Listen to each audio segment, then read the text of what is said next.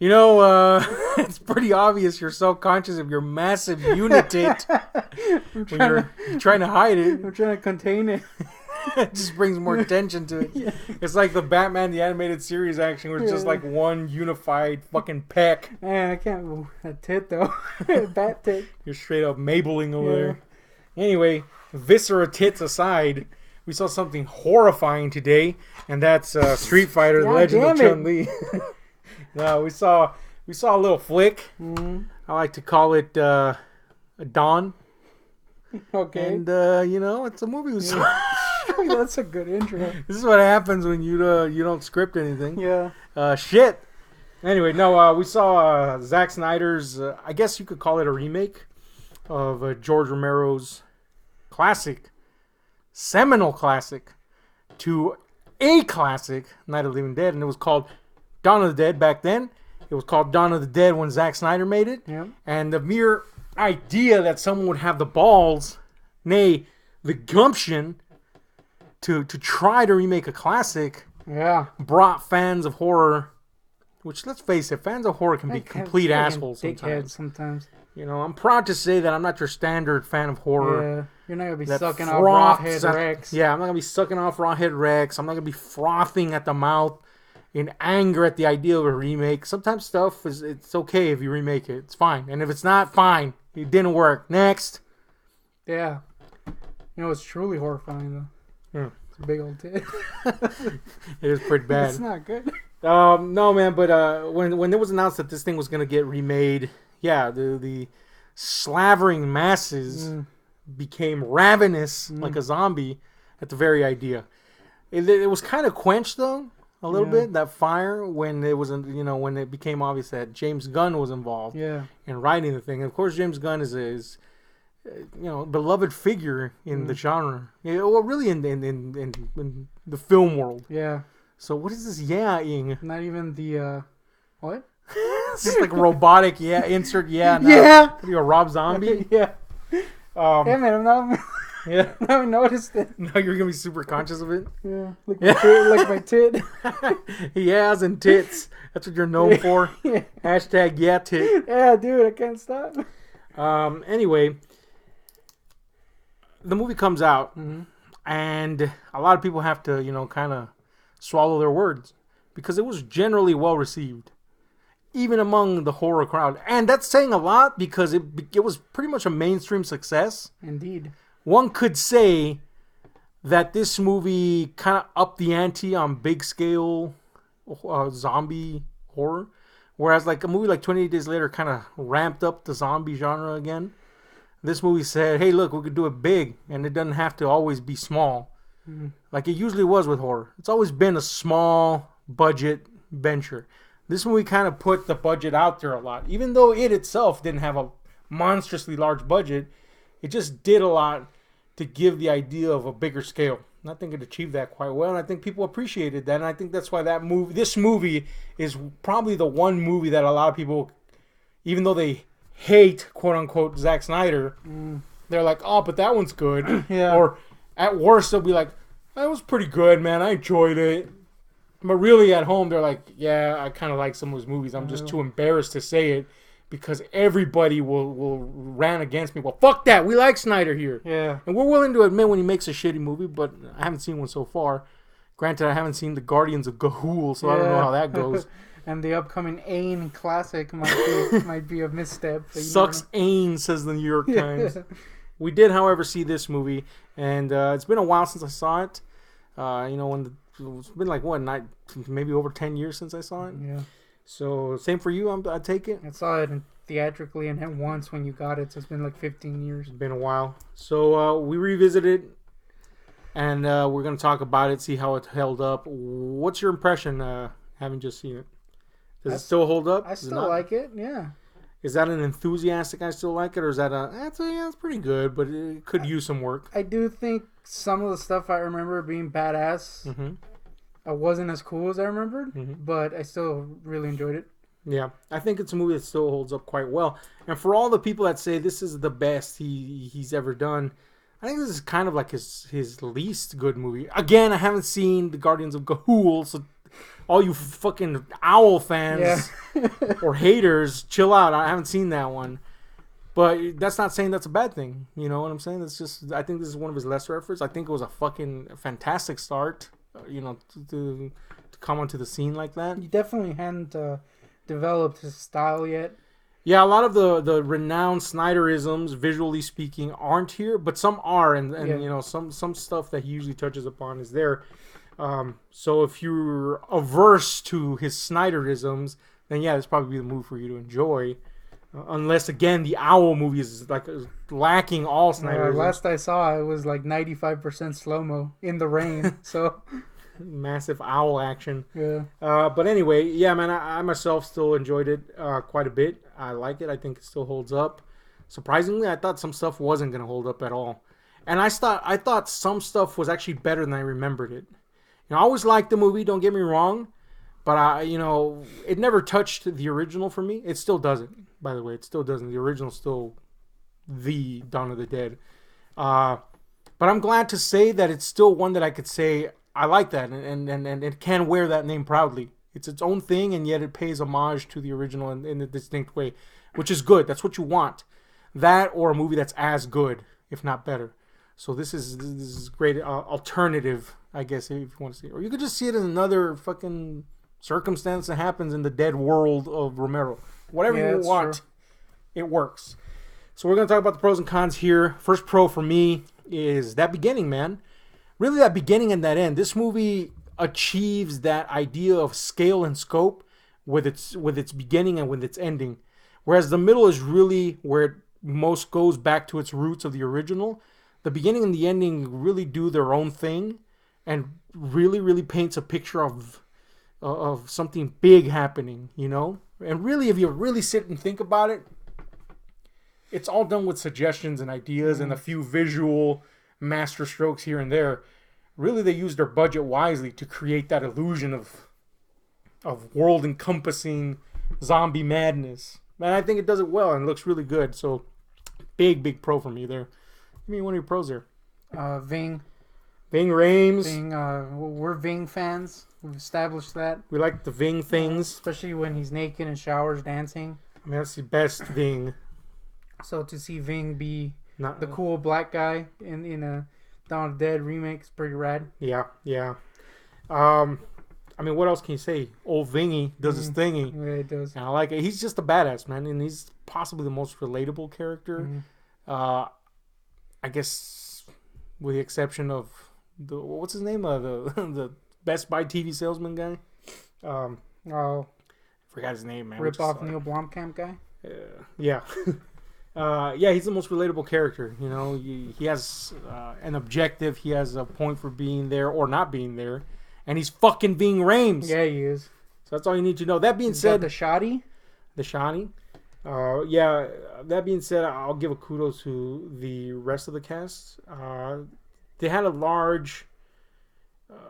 I don't want to say they had large shoes to fill because they didn't fill those shoes. They didn't attempt to fill those shoes, which is good. You don't try to replace the characters that were established in the Romero cast. They did their own thing, and they each filled a role that said something particular about them. And the greatest thing about the Dawn of the Dead movie, or really all of Romero's Living Dead movies, is that they create like a facsimile of society in a microcosm.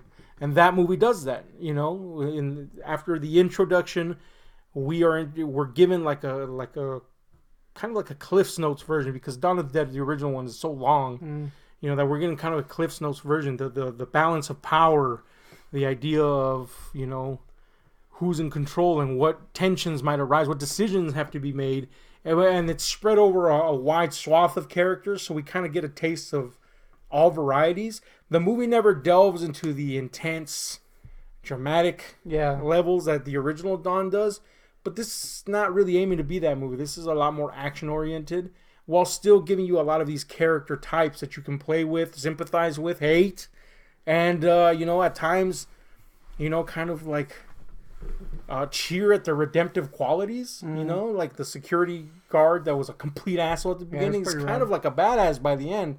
It gives you a lot of character types to really chew on, root for, root against, and that's good, man. There has something there for you to latch onto besides the zombie mayhem. So that's a pro for me. Hit me with another one if you got one. I think, well, you kind of already touched on it. Just like the character development that you get there, you do get that redemptive arc, which I liked. I guess you already touched on it though. But yeah, I like that. It's cool. Pretty cool. Also got a dog, so that's a plus. Oh, dude, zombie dog? I mean, he's not a zombie. Whoa, non-zombie dog? Yeah, he's cool. Kind of ruined that point. He's a fucking dog, all right? Dogs in movies are cool. Yeah. Face it. Except for this is a dog's purpose. We virtually skinned them alive. Yeah, it's pretty sad when the dog in this movie probably had a better time than the dog in Dog's Purpose. Where he freaking got flayed and dipped in salt. True facts, by the way. Just no fiction to that at all. Nope. Another big plus for me is the effects in this movie. Mm-hmm. Pretty awesome. Creative. Unlike the other zombie movies in the Romero brand of zombie movies, there aren't really any standout hero zombies. Yeah. But I think that works for this movie because it gives you the idea of more of like a faceless mass. Yeah, because they're very different zombies. You don't get the slow shots, or you get chance to see them or anything. It's just the idea of these things chasing you down. Yeah, and a lot of people, even the ones that liked it, still bemoan the fact that this movie has running zombies. A thing that they used against 28 Days Later. Even though that was a critically lauded and beloved movie even by horror fans, they were still like, oh, they run, that's not scary. How is that not scary? That's scarier. The idea that this can catch up to you in a second. Especially for like a fat man. It's like, damn, dude, I would die instantly. Fucked. Shit. A long haul would be... I never understand that criticism. It's fucking ridiculous. That there are 100 times more fucking dangerous. You know, the potential for you dying exponentially higher. So that idea, it's almost despairing at points to see the situations they're in where it's not cool. You know, there's like when they're plowing to zombie masses, that's just cool looking, but at the same time, you know, it stops their little caravan, and you're like, holy shit, they're just now stuck in the midst of fucking zombie mania over here. So, yeah, I really like the runner zombies. That's another plus for me. Yeah, Go figure. I call them run bees. Woof. Woof with those fucking jokes. Give me another pro if you got one. I think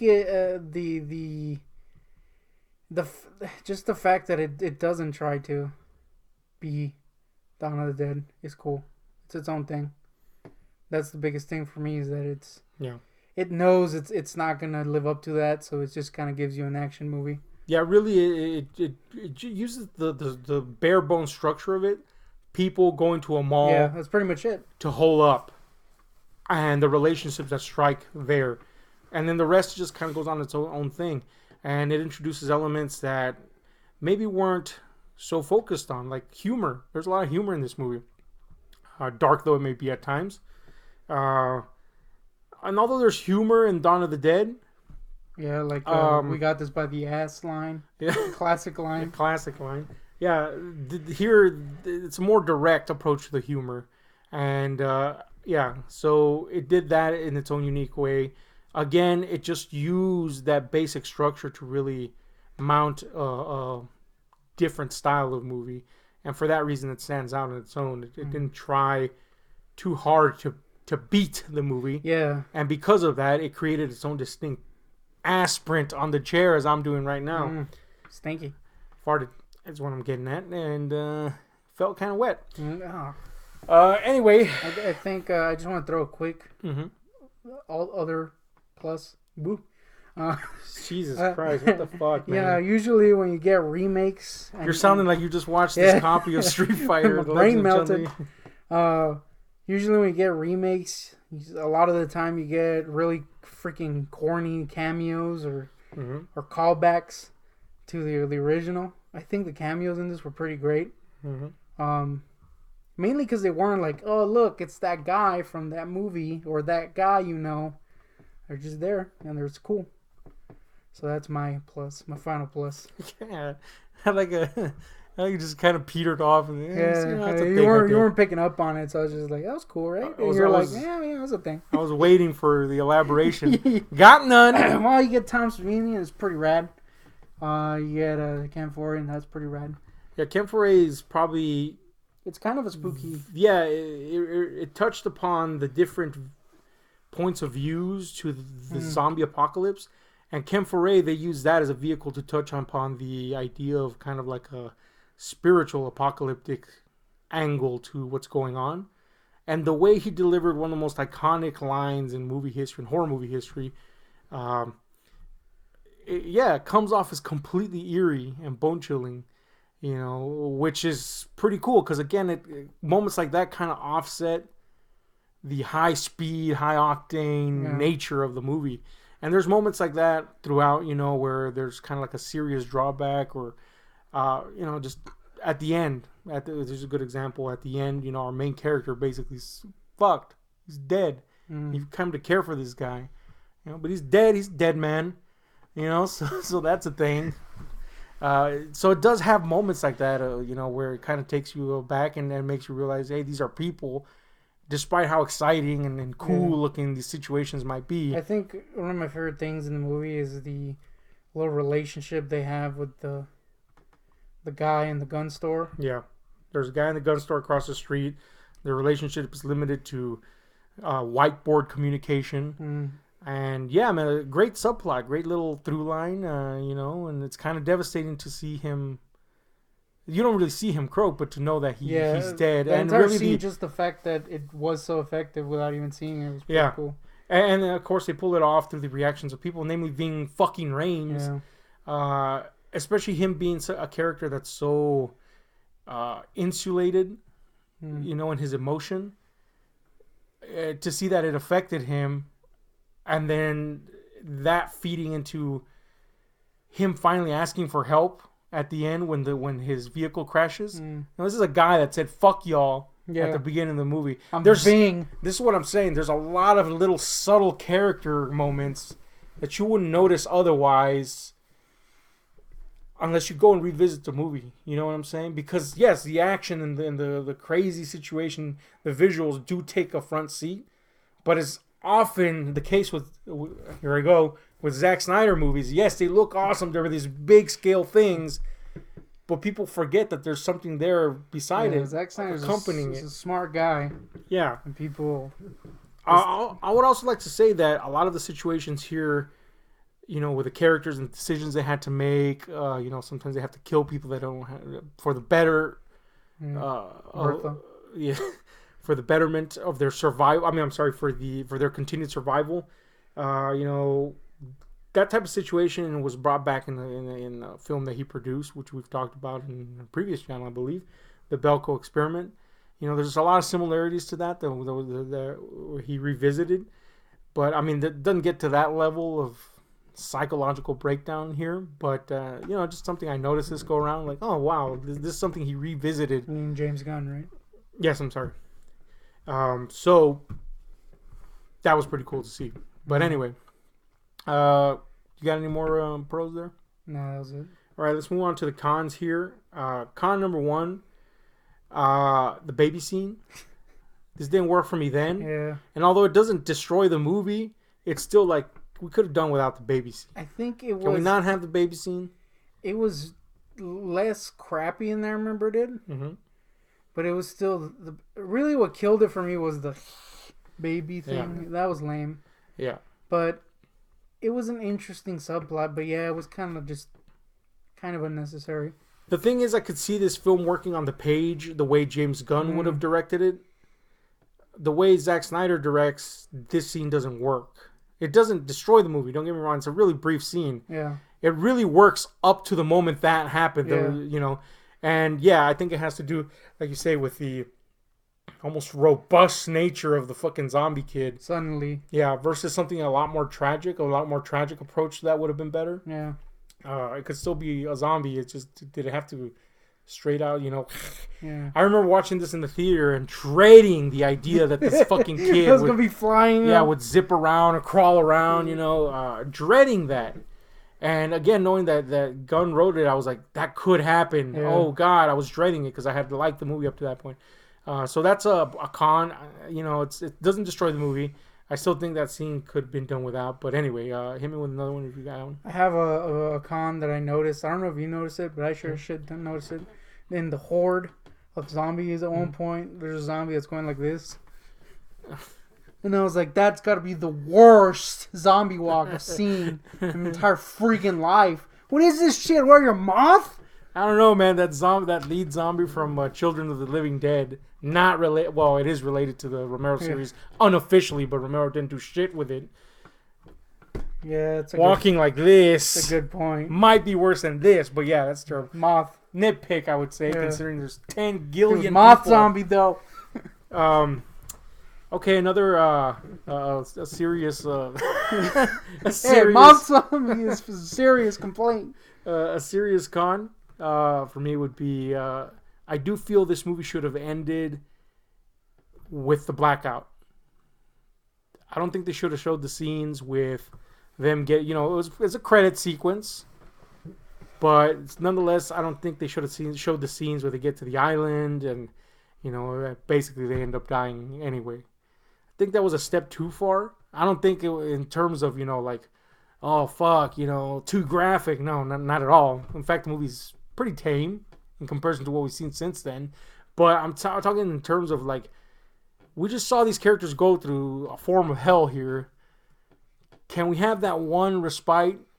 We saw our main character die. It was like this.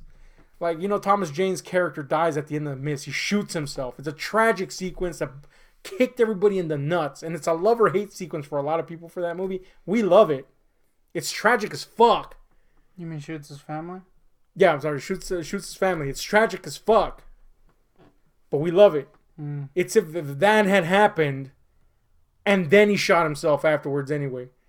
That's kind of what the post-credit sequence feels to me, or the mid-credit sequence feels to me. Like, man, we just, okay, they're going off into the sunset. Very reminiscent of Dawn of the Dead, but then we still get that impact of this guy killed himself. Oh, but by the way, they all die too. I was like, oh, come on, man, you can't kill Bing. I kind of like it. I don't hate it. I just think that the alternative should have happened. I like it because it gives you that, like, man, this shit's everywhere feeling. Mm-hmm. And it's not like it's, I get that it's kind of like maybe because you saw all that happen and then you get it kind of quick. But I do think they kind of tried to address it with, showing the stuff leading up to them getting there. That was kind of cool. So there is like time passing at least. It's not just like instantly they get out and they die instantly. That would have licked. I do think it should have happened when they got to the island. No explanation. Makes no sense to anyone. But no explanation. Right with that, all right. But I kind of like it. It's pretty cool. But yeah, Ving dying. That's the only thing. Come on now. Everybody else, whatever. Ving though. Yeah. You got any other? They should have showed Ving like somehow reigning supreme. Man, woo. Tempted to destroy your head. Anyway, you got any other cons? I can't think of any. Maybe Bertha. No, she was fine. No, I don't. There's nobody called Bertha in this. The big fat lady. Yeah, okay. You might want to explain that instead of maybe Bertha. Yeah, there's like this big fat lady in a wheelbarrow. And I'm like, come on, man. She's clearly a freaking zombie at this point. Just leave her out there. But I kind of get why people wouldn't do that, so. Yeah, you know what? Despite your horrid explanation, that's actually a complaint I heard from some people back in the day. Like, really? Why would they let her in? And that's what the movie's trying to say. Yeah. They've locked up the people that have no empathy. Yeah. So here are a new crop of people that have taken over the mall. And they're opening, it's almost relevant to what's going on nowadays with the borders. Mm. The other ones literally in the movie say, keep them out. Yeah, locked up and shit. Yeah. And they are questioned, keep who out? What are you suggesting here? That there should be some sort of system where we decide who's in and who's out of survival? It's almost prescient to today's times. And then this new group of people take over and they actually allow people in their sympathy. But then with allowing people like that in, people that are clearly ill, they introduce a new set of problems. No. So there's like a social, believe it or not, there is a social commentary vibe to this movie. Just like I said, it's subtle. But it's there. People just kind of tend to ignore that in a lot of Zack Snyder stuff, ironically, but it's there. It's there if you look into it. I think the biggest problem with Bertha is that she looked like Chris Farley when she died. Looked like Larry Gooseman. Yeah, the Goose. Again, why do we keep referring to this fat lady in a fucking thing as Bertha? I'll give you the answer. All fat women are clearly named Bertha. Yeah, her name was Bloated Woman in the thing, so I think it's better to call it Bertha. At least I give her a name. Edna would have worked too. Yeah. I'm just saying. Agnes seems like more like a middleweight type. Hagrid. No, Hagrid's just fucking putrid. Yeah, that's a good point. Anyway, Hagrid's like a fictional character. She's fat though. Have you ever met anyone called Hagrid? No, there's nobody called Hagrid. Who the fuck is called Hagrid? I'm Fictional sure characters. Someone. There's literally no one on Earth called Hagrid, and if there is, they deserve to die. Oh, it's not their fault they were called Hagrid. Oh, what's their fault? They kept the fucking name Hagrid. Hagrid is not a name you're given; it's a name you earn. Yes. Anyway, this is a weird. I will say this: of all the Zack Snyder sequences, this is the one where the slow motion does bother me. There's not a lot of slow motion. There's just a couple of shots, but it is unnecessary. You get like a lot of just people shooting in slow-mo. Yeah, or shots of bullets falling in slow-mo.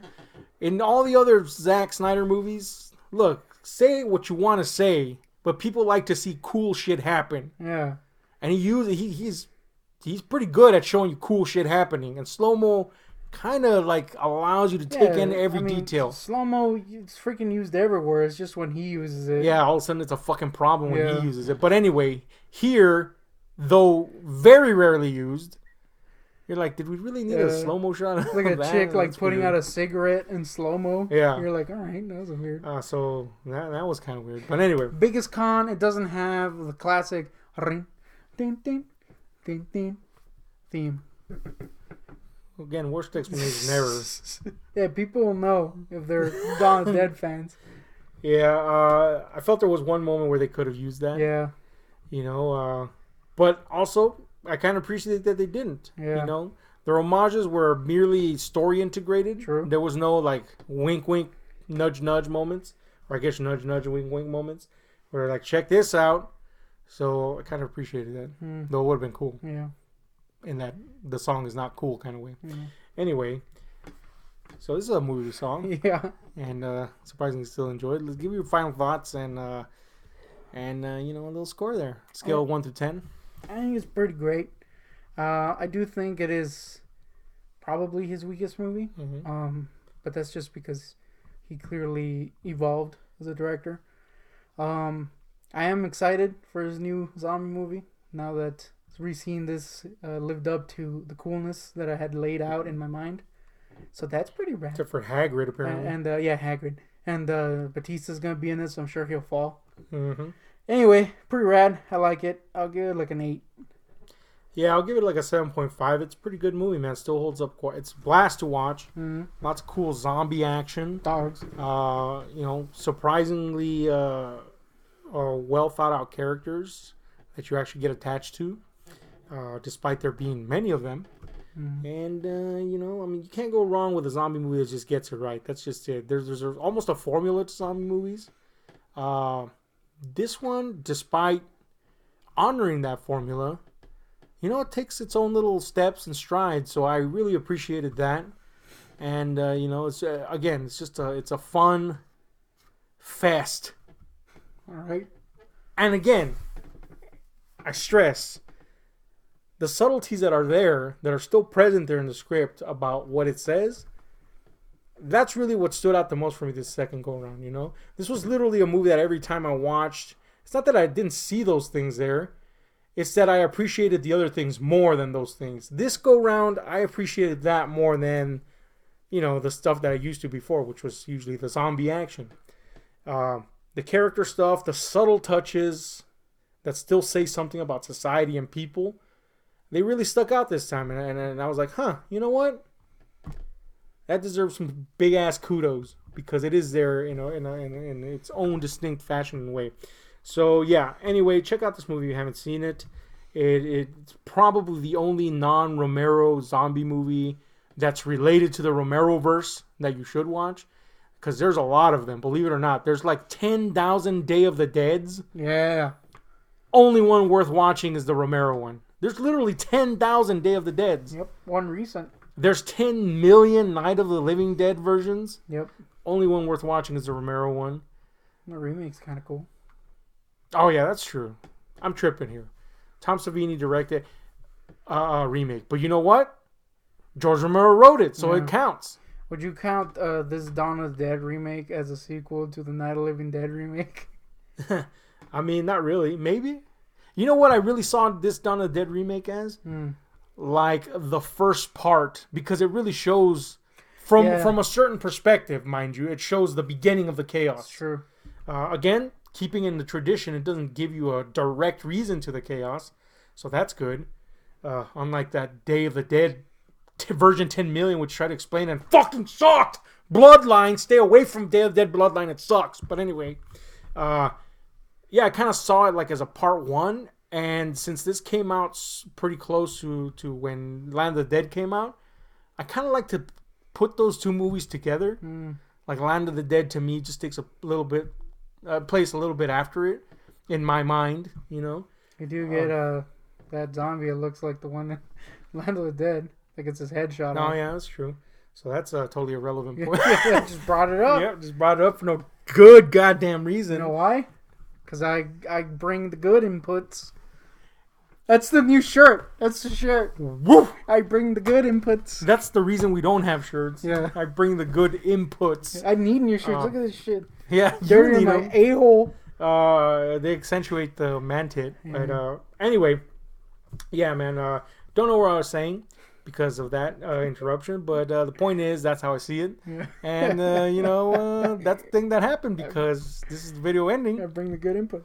And you brought the good input so much that you derailed me, and I don't know what the fuck I'm saying. I'm just kind of rambling, so we should probably just stop the video right now. All right. And check out the movie. And check out the movie and this humongous man tit. Yep. Click the man tit for for extra footage of this terrifying debacle we call this video.